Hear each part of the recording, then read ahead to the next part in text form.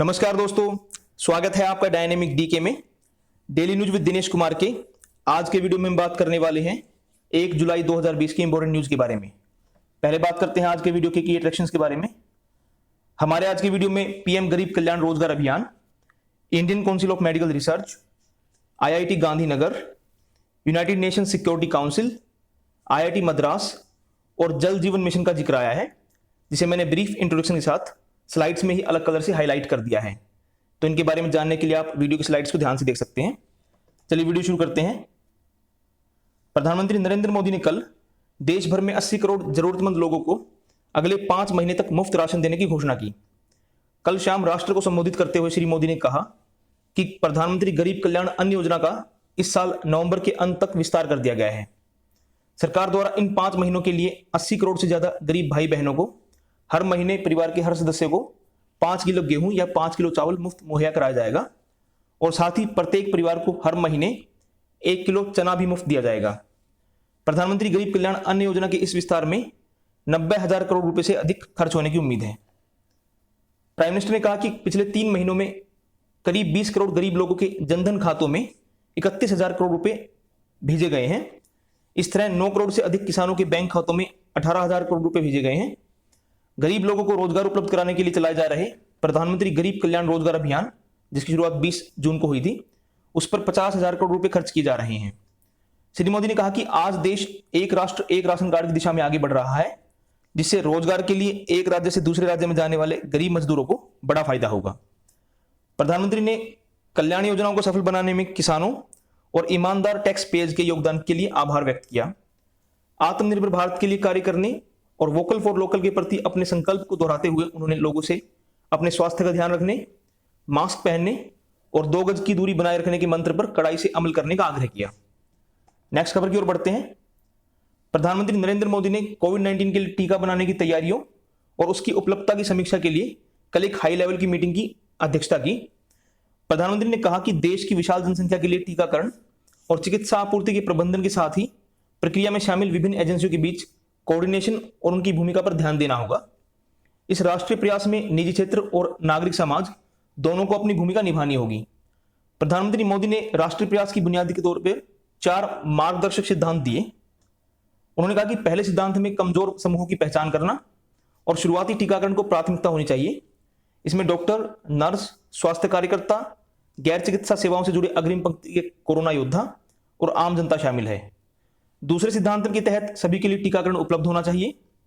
तीसरे सिद्धांत के में प्रधानमंत्री ने कहा कि टीका किफायती और सभी जगह उपलब्ध होना जरूरी है। और चौथे सिद्धांत के बारे में उन्होंने कहा कि इसमें टीके के उत्पादन और टीकाकरण की पूरी प्रक्रिया की निगरानी तय समय में की जानी चाहिए। तो ये 4 सिद्धांत श्री मोदी ने दिए। श्री मोदी ने व्यापक रूप से उपलब्ध प्रौद्योगिकी विकल्पों का मूल्यांकन करने का भी अधिकारी को निर्देश दिया, जिससे सभी को समयबद्ध तरीके से टीकाकरण का राष्ट्रीय प्रयास संभव हो सके। प्रधानमंत्री ने निर्देश दिया कि व्यापक टीकाकरण के लिए एक विस्तृत योजना तत्काल बनाए जाने की आवश्यकता है। बैठक में टीके के विकास के लिए किए जा रहे वर्तमान प्रयासों की व्यापक समीक्षा की गई। इससे पहले औषधि महानियंत्रक ने हैदराबाद की एक company Bharat biotech international limited द्वारा तैयार कोविड के टीके का मानव परीक्षण करने की अनुमति दे दी। तो इसका ह्यूमन ट्रायल होगा अभी। निजी क्षेत्र की कंपनी ने इस टीके का विकास Indian Council of Medical Research के साथ मिलकर किया है। लोगों पर इस टीके का परीक्षण 2 चरणों में होगा और यह अगले महीने शुरू होगा।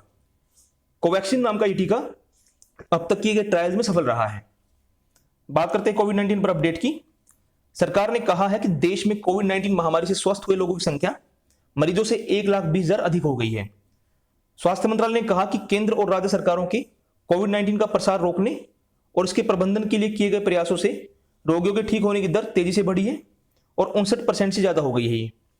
3,34,000 से अधिक रोगी स्वस्थ हो चुके हैं और पिछले 24 घंटों में कुल 13,000 रोगी स्वस्थ हुए। इस समय देश में कुल 2,15,000 रोगियों का इलाज चल रहा है। मंत्रालय ने कहा कि देश में 1,049 प्रयोगशालाएं कोविड-19 की जांच कर रही हैं। पिछले 24 घंटों में 2,10,000 नमूनों की टेस्टिंग की गई और देश भर में अब तक 86 लाख के आसपास सैंपल की टेस्टिंग हो चुकी है। नेक्स्ट खबर की ओर बढ़ते हैं। गुजरात में आईआईटी गांधीनगर के रिसर्चर्स ने छाती के एक्सरे से कोविड-19 का पता लगाने का उपकरण विकसित किया है, जो कि आर्टिफिशियल इंटेलिजेंस पर बेस है। यह उपकरण दूर दराज के क्षेत्रों में उपयोगी हो सकता है और इससे स्वास्थ्य संबंधी बुनियादी ढांचे पर अतिरिक्त बोझ डाले बिना कोविड महामारी की जल्दी जांच की जा सकती है। यदि कोई व्यक्ति कोविड-19 से इन्फेक्टेड होने की संभावना हो तो इस ऑनलाइन टूल के जरिए उसका पता चल सकता है, जिसका उपयोग मेडिकल टेस्ट से पहले त्वरित प्रारंभिक निदान के लिए किया जा सकता है। आईआईटी गांधीनगर के एसोसिएट प्रोफेसर कृष्णा प्रसाद मियापुरम के मार्गदर्शन में संस्थान के कंप्यूटर साइंस एंड इंजीनियरिंग की एमटेक छात्र कुशपाल सिंह यादव द्वारा यह टूल विकसित किया गया है। शोध के बारे में बात करते हुए प्रोफेसर ने कहा कि कोविड-19 के लिए सीमित परीक्षण सुविधाओं को देखते हुए एक्सरे का उपयोग करके त्वरित विश्लेषण के लिए आर्टिफिशियल इंटेलिजेंस उपकरण विकसित करने की जरूरत थी। नेक्स्ट खबर है, भारत और चीन के बीच वार्ता का तीसरा दौर पूर्वी लद्दाख में लाइन ऑफ एक्चुअल कंट्रोल के पास चुशुल सीमा चौकी पर जारी है। दोनों देश के कमांडर स्तर के सैन्य अधिकारी पूर्वी लद्दाख में सीमा के मसले पर तनाव कम करने के लिए विचार विमर्श कर रहे हैं। नेक्स्ट खबर है, हमारे विदेश मंत्री डॉक्टर सुब्रमण्यम जयशंकर ने कल फ्रांस के विदेश मंत्री जॉन ड्रायन से सुरक्षा और राजनीतिक महत्व पर विचार विमर्श किया। डॉक्टर जयशंकर ने कहा कि दोनों देश स्वास्थ्य और विमानन क्षेत्र में कोविड से उत्पन्न चुनौती का मिलकर सामना करने को सहमत हुए हैं। डॉक्टर जयशंकर ने यूनाइटेड नेशन सिक्योरिटी काउंसिल में भारत को समर्थन देने के लिए फ्रांस का आभार व्यक्त किया। अभी हाल ही में भारत इसकी यूएनएससी का नॉन परमानेंट मेंबर चुना गया था, आपको पता होगा, जिसमें फ्रांस और बाकी सभी देशों ने उनको समर्थन दिया था हमें। नेक्स्ट खबर है, पूर्वोत्तर क्षेत्र विकास मंत्री डॉक्टर जितेंद्र सिंह ने कहा कि जो बैम्बू सेक्टर है पूर्वोत्तर के में आत्मनिर्भर भारत अभियान के प्रसार का बड़ा भागीदार होगा।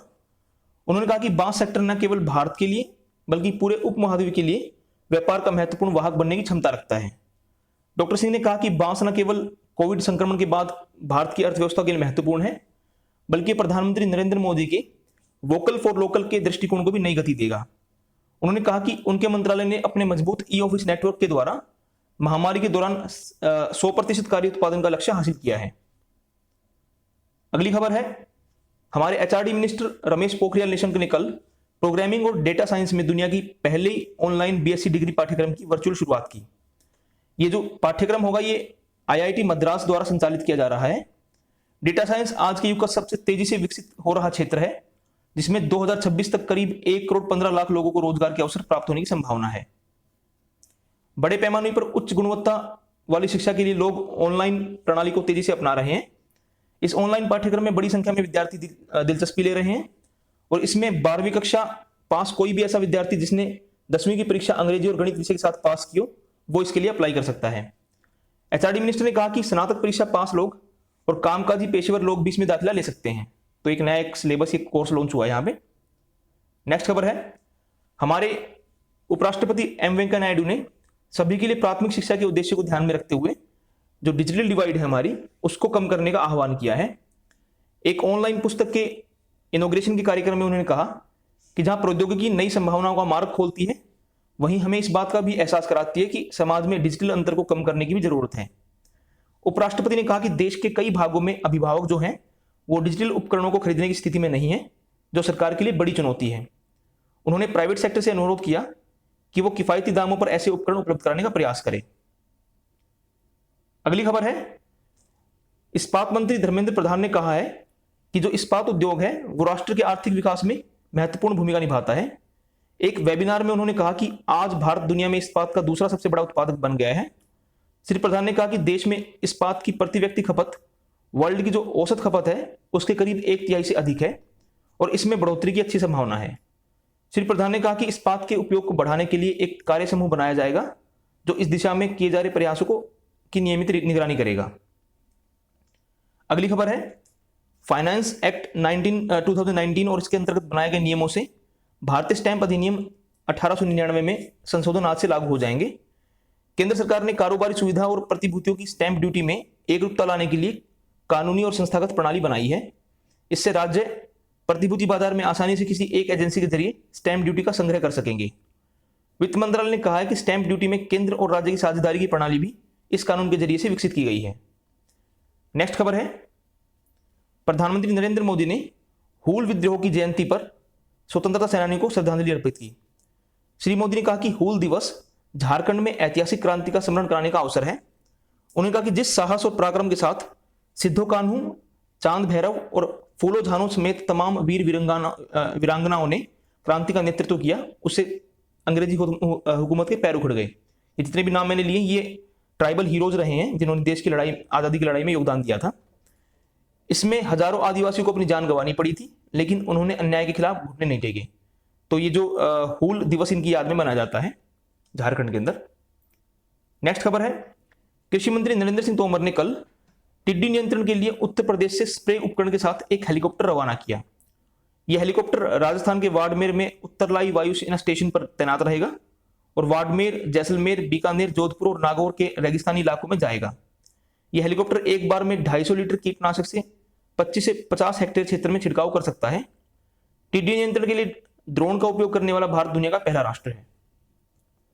नेक्स्ट खबर है, उत्तर प्रदेश के मुख्यमंत्री योगी आदित्यनाथ ने कल बुंदेलखंड क्षेत्र के लिए नल के जरिए जल आपूर्ति करने वाली महत्वाकांक्षी परियोजना हर घर जल की शुरुआत की। मुख्यमंत्री ने कल झांसी में 12 परियोजनाओं की आधारशिला रखी जो प्रधानमंत्री मोदी द्वारा शुरू की गई जल जीवन मिशन का हिस्सा है। इस अवसर पर जल शक्ति मंत्री गजेंद्र सिंह शेखावत और अन्य मंत्री मौजूद थे।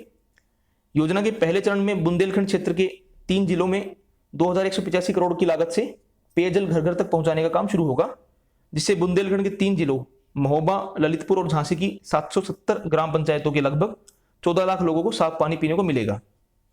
इलाके के हर घर तक पेयजल पहुंचाने के लिए भूमि का जल और जमीन के ऊपर मौजूद पानी दोनों का इस्तेमाल किया जाएगा। इस पहले चरण के काम में के 2 साल में पूरा होने की उम्मीद है। बुंदेलखंड क्षेत्र को इस योजना के तहत प्राथमिकता दी गई है क्योंकि यह इलाका सदियों से पेयजल के संकट से जूझ रहा है। मुख्यमंत्री ने अधिकारियों से हर घर तक पेयजल पहुंचाना सुनिश्चित करने को कहा है, खासतौर पर उन इलाकों में जहां पर भूमिगत जल में फ्लोराइड और आर्सेनिक की मात्रा ज्यादा है। अगली खबर है, भारत के artificial intelligence MyGov corona help desk ने हाल में लंदन में प्रतिष्ठित ग्लोबल लीडरशिप समिट और आर्टिफिशियल इंटेलिजेंस फेस्टिवल में 2 पुरस्कार जीते। नई उभरती टेक्नोलॉजी से संबंधित ये समारोह हर साल लंदन में आयोजित किया जाता है। ये भारत के लिए गर्व की बात है। बढ़ते हैं आज की लास्ट खबर की ओर। भारत और बांग्लादेश ने बांग्लादेश में LPG के व्यवसाय के लिए कल बराबर की भागीदारी से एक ज्वाइंट वेंचर के गठन के समझौते पर हस्ताक्षर किए हैं। हमारे पेट्रोलियम मंत्री धर्मेंद्र प्रधान ने कहा कि यह समझौता भारत बांग्लादेश संबंधों में मील का पत्थर साबित होगा। उन्होंने आशा व्यक्त की कि नए संयुक्त उद्यम से बांग्लादेश में सस्ती LPG की आपूर्ति में मदद मिलेगी। दोस्तों, ये थी आज की खबरें। बात करते हैं आज स्टैटिक फैक्ट्स के। आज की वीडियो में काफी ज्यादा स्टैटिक फैक्ट्स हैं। आज 1 जुलाई है। 1 जुलाई सन 1200 को चीन में सनग्लासेस का आविष्कार हुआ। 1 जुलाई 1867 को द डोमिनियन ऑफ कनाडा की स्थापना हुई, जिसमें new Brunswick, Nova Scotia, Ontario तथा क्यूबेक प्रांत शामिल थे। जॉन ए मैकडोनाल्ड इसके पहले प्रधानमंत्री बने। तो ये कनाडा की बात हम कर रहे हैं। 1 जुलाई 1905 को अल्बर्ट आइंस्टीन ने अपने स्पेशल रिलेटिविटी के सिद्धांत को बताया। 1 जुलाई 1908 को आयोजित दूसरी इंटरनेशनल रेडियो टेलीग्राफिक कन्वेंशन में मोर्से कोड डिस्ट्रेस सिग्नल, जिसको हम SOS बोलते हैं, उसे एक इंटरनेशनल डिस्ट्रेस सिग्नल के रूप में अपनाया गया। 1 जुलाई 1944 को अमेरिका के न्यू हैम्पशायर में ब्रेटन वुड्स कॉन्फ्रेंस की शुरुआत हुई। यह कॉन्फ्रेंस 22 जुलाई तक चली और इसके परिणाम स्वरूप इंटरनेशनल मॉनेटरी फंड और वर्ल्ड बैंक की स्थापना हुई थी। 1 जुलाई 1957 को इंटरनेशनल जियोफिजिकल ईयर नामक इंटरनेशनल साइंटिफिक प्रोजेक्ट की शुरुआत हुई। यह प्रोजेक्ट जो था वो 31 दिसंबर 1958 तक चला था। 1 जुलाई 1960 को घाना एक रिपब्लिक बना। 1 जुलाई 1962 को रवांडा और बुरुंडी, ये 2 देश हैं, ये बेल्जियम से आजाद हुए। ये दोनों अफ्रीका में है, घाना भी अफ्रीका में पड़ता है। 1 जुलाई 1968 को US, ब्रिटेन, USSR तथा 58 देशों ने न्यूक्लियर नॉन प्रोलिफरेशन ट्रीटी, जिसको हम NPT बोलते हैं, उस पर हस्ताक्षर किए। ये जो ट्रीटी थी ये 5 मार्च 1970 से प्रभावी हुई। 1 जुलाई 1979 को 1979 को वॉकमैन, जो कि पोर्टेबल ऑडियो कैसेट प्लेयर होता है, आप लोगों ने शायद देखा भी हो, ये पहली बार बिक्री स्टोर्स पे दिखा। इसे जापान की सोनी कंपनी ने बनाया था। 1 जुलाई 1980 को ओ कैनेडा जो था वो आधिकारिक रूप से कनाडा का नेशनल एंथम बना। 1 जुलाई 1991 को साम्यवादी देशों के बीच रक्षा संधि वार्सा पैक्ट जो था वो खत्म हो गई। ये 14 मई 1955 को नाटो की प्रतिक्रिया स्वरूप बनी थी। 1 जुलाई 1997 को यूनाइटेड किंगडम ने हांगकांग तथा न्यू टेरिटरीज चीन को लौटा दी। इसे चीन ने 9 जून 1898 को यूनाइटेड किंगडम को 99 वर्षों की लीज पर दिया था। हमारी 9 जून की वीडियो वाले स्टैटिक फैक्ट्स में इसको कवर किया गया था। 1 जुलाई 2002 को इंटरनेशनल क्रिमिनल कोर्ट ICC की स्थापना हुई। इसकी स्थापना 17 जुलाई 1998 को एक रोम स्टैच्यूट नामक एक इंटरनेशनल ट्रीटी साइन हुई थी, उसके जरिए हुई थी। इसे व्यक्तियों को जेनोसाइड, क्राइम्स अगेंस्ट ह्यूमैनिटी, वार क्राइम्स तथा क्राइम ऑफ एग्रेशन हेतु अभियोजित करने के लिए बनाया गया था। इसकी जो सीट है वो नीदरलैंड्स के शहर हेग में है। 1 जुलाई 2013 को क्रोएशिया यूरोपीय संघ का 28वां मेंबर बना। उसके अलावा 1 जुलाई 2017 को इथियोपियन राजनेता टेड्रस एडहनम जो है वो वर्ल्ड हेल्थ ऑर्गेनाइजेशन के डायरेक्टर जनरल बने। वे इस पद पर पहुंचने वाले पहले अफ्रीकी थे। ये अभी भी WHO के डायरेक्टर जनरल हैं। 1 जुलाई 1927 को भारत के 8वें प्रधानमंत्री चंद्रशेखर का जन्म बलिया के इब्राहिम पट्टी में हुआ। 1 जुलाई 1961 को कल्पना चावला का जन्म हरियाणा के करनाल में हुआ। उसके अलावा 1 जुलाई 1882 को वेस्ट बंगाल के दूसरे चीफ मिनिस्टर और भारत रत्न पाने वाले डॉक्टर बिधान चंद्र रॉय का जन्म बिहार के पटना में हुआ। इनके जन्म दिवस को भारत में हम नेशनल डॉक्टर्स डे के तौर पर मनाते हैं, तो आज 1 जुलाई को नेशनल डॉक्टर्स डे भी है। दोस्तों, ये थी आज की खबरें और state facts. I hope you like the video. Please hit the like button, subscribe to my channel, share the video with all your friends and do not forget to press the bell icon. Thank you दोस्तों, bye.